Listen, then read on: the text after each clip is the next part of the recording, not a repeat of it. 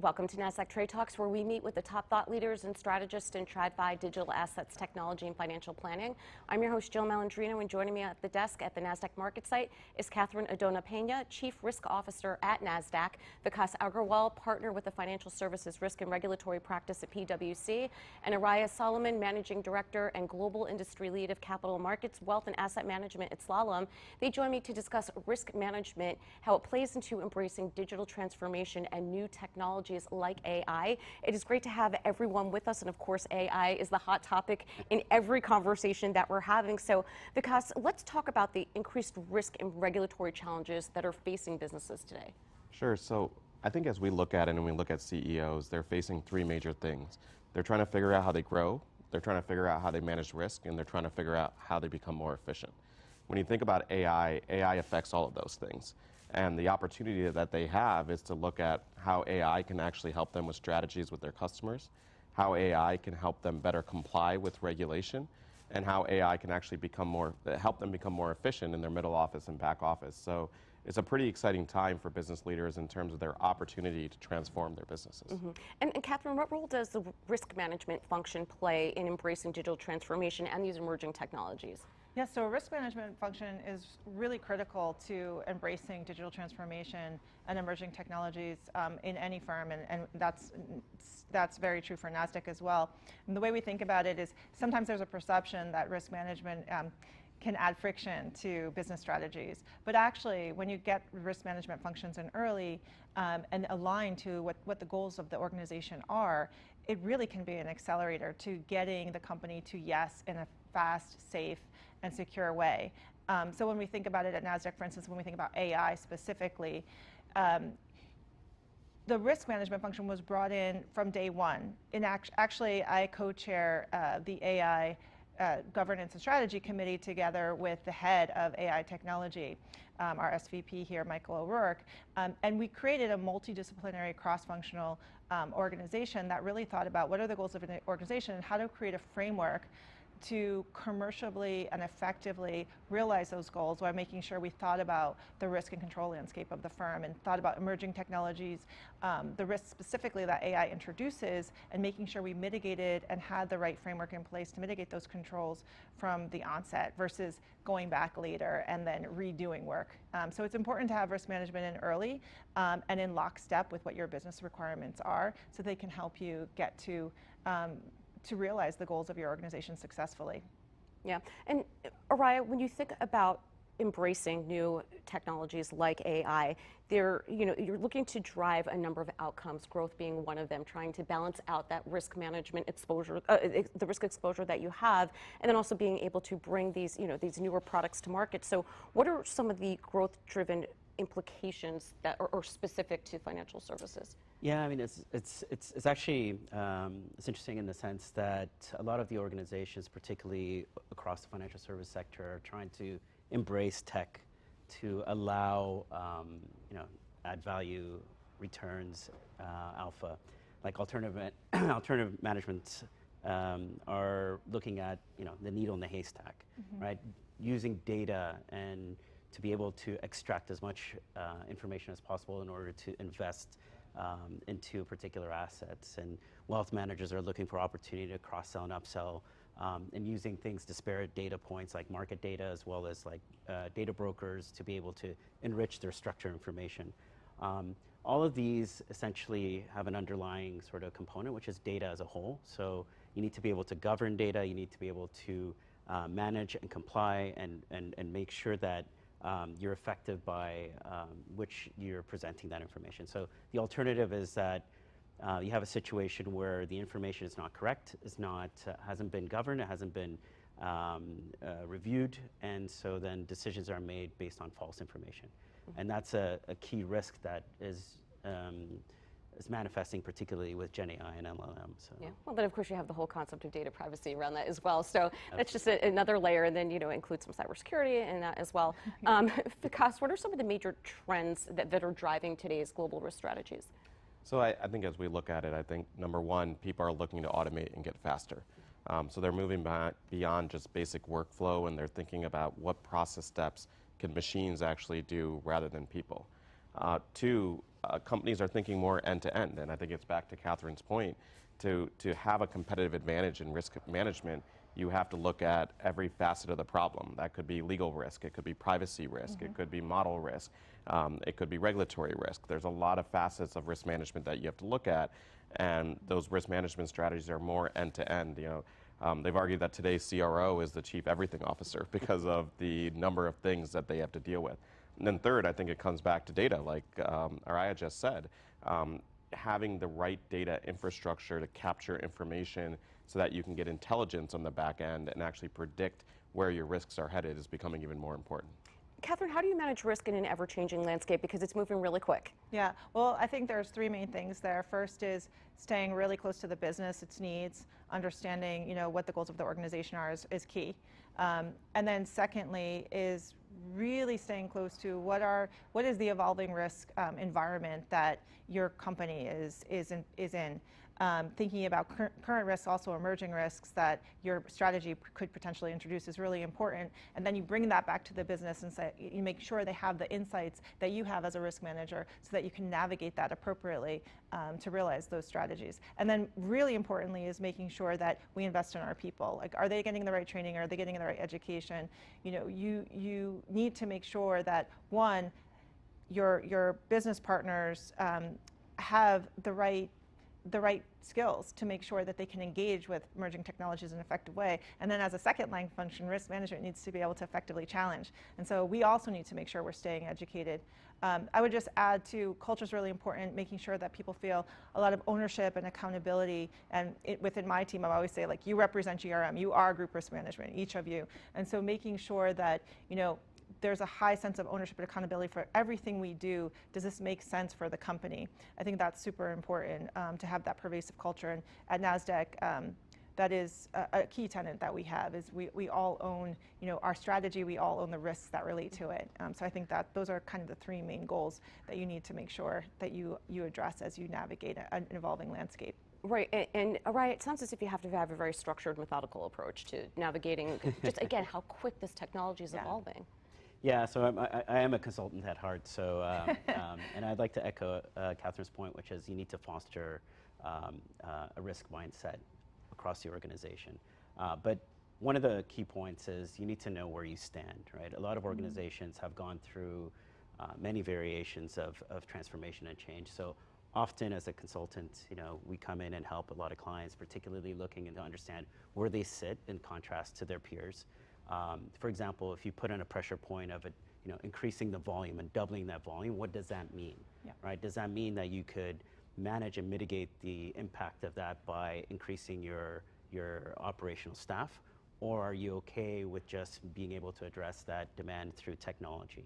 But that technology doesn't necessarily mean just being able to just click on the switch and it'll work, right? So it's important to recognize that, and we have key ratios that we use, things like front office to back office ratio, which is like 1 to 2, which is ideal in many instances, but often we see a lot of disparities between the number of operations staff to supporting the value end of the business.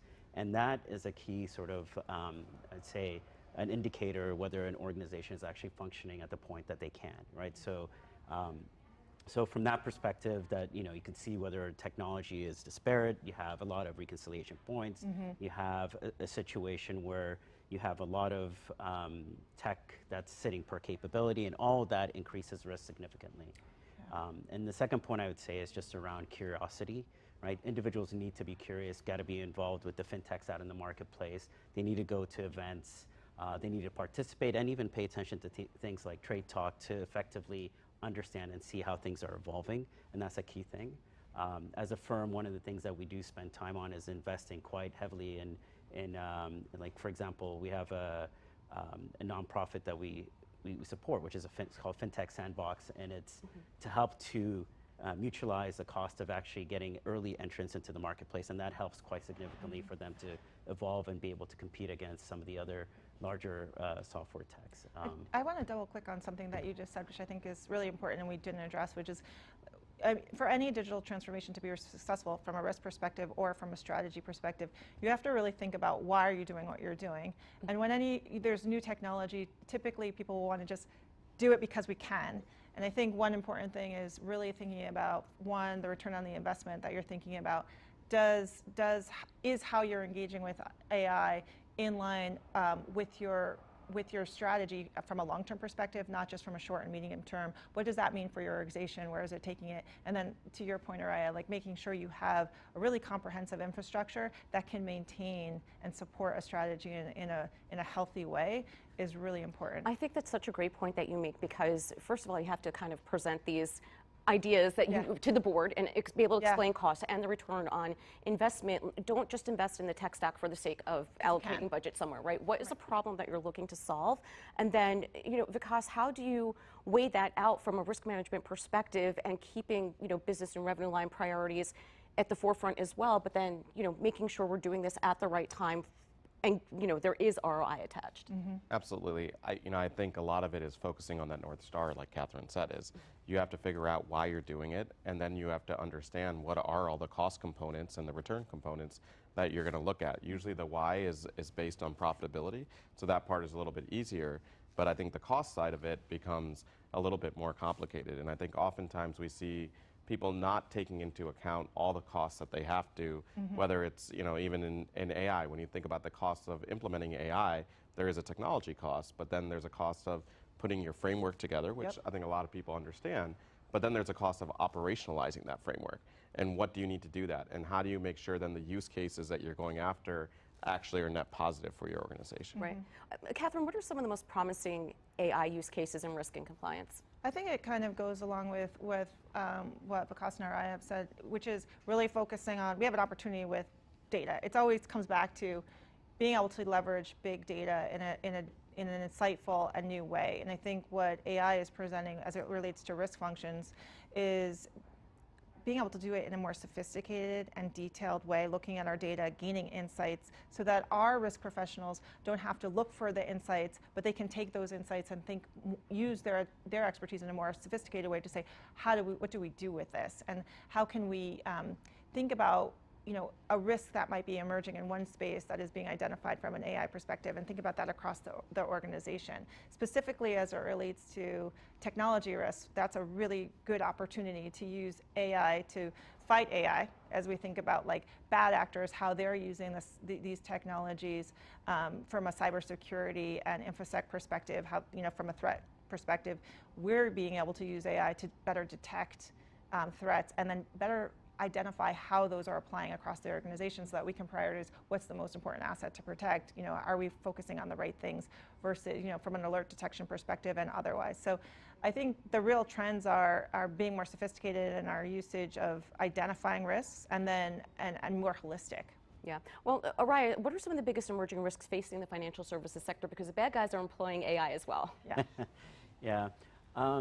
Maybe I'm a traditionalist at heart, but one of the big risks I see is that this overly increasing complexity within the ecosystem, and innovation as a whole has only accelerated that process. And if you look historically, you see a situation where you have legacy decisions made for a variety of different reasons, whether it's old tech from mainframe to SOAP to web-enabled technology, and different CTOs tend to drive different sort of mark on the ecosystem. There's also a big push towards cost. We are a capitalist society, and as such, you're trying to lower your costs as a means to at least, better shape your revenue and your profits. But sourcing strategy has complicated the whole entire ecosystem. Talent is exiting a lot of institutions, particularly aging talent, which is moving away. It's putting an increased pressure around the mainframe tech. So I find this whole entire infrastructure on top of regulation that's mandated and coming about just endlessly is causing a situation where the cracks are starting to show with a lot of organizations. And you can see like MRAs from the Fed and OCCR have gone up strikingly over the last couple of years, and their upward trajectory overall, right? That's just a symptom of the fact that there is a lot of breaks occurring, and this has materially impact on cost, there's impact on being able to deliver value effectively on a timely basis. So I think those things are key to be able to resolve through structure, mechanism, and a meanings of which to balance out everything. So, Vikas, what are the keys to successful AI implementation, and what about the importance of responsible and the ethical use of AI?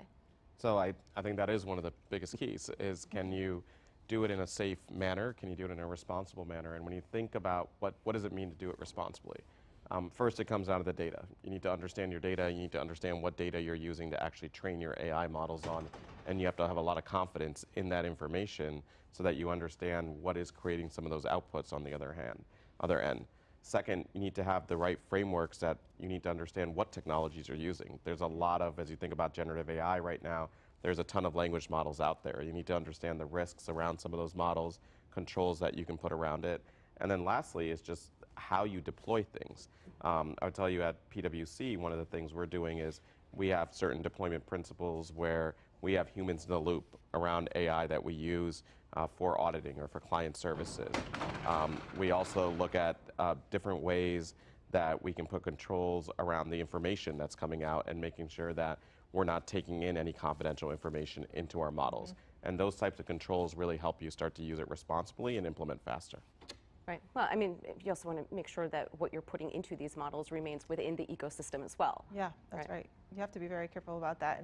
And I think in understanding what kind of rights you have when you're using data, your legal team has to be really close to you as it relates to IP protection, data protection, how data is also then taken and used in other forms. So you really have to think about the lineage of data. Well, it's also a challenge too, because a regulatory framework isn't necessarily in place yet too. So, and then I think what you were alluding to before was regulation by enforcement, which isn't perhaps the best path to take, and it makes it difficult for legal teams and risk management teams to be able to understand what that looks like as they're building their physical infrastructure.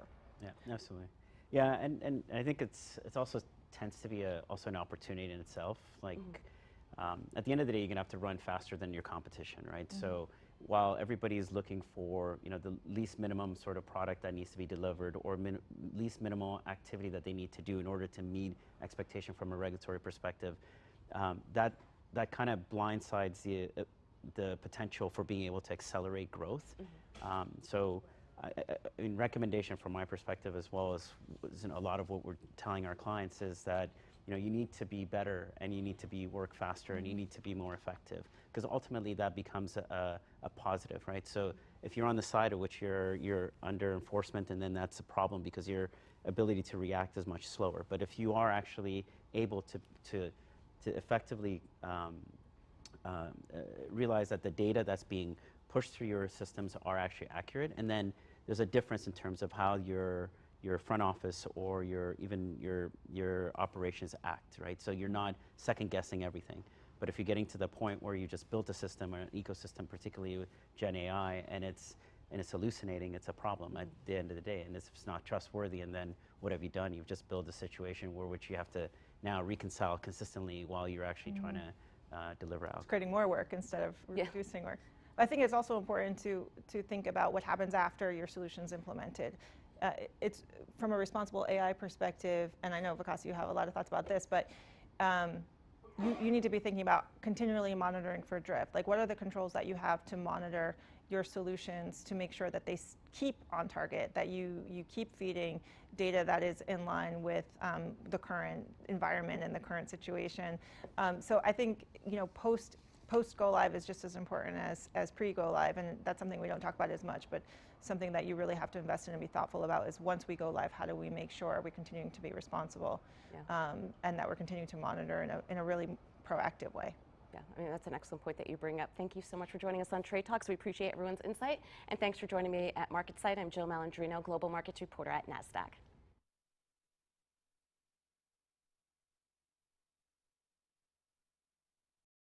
Welcome to Nasdaq Trade Talks.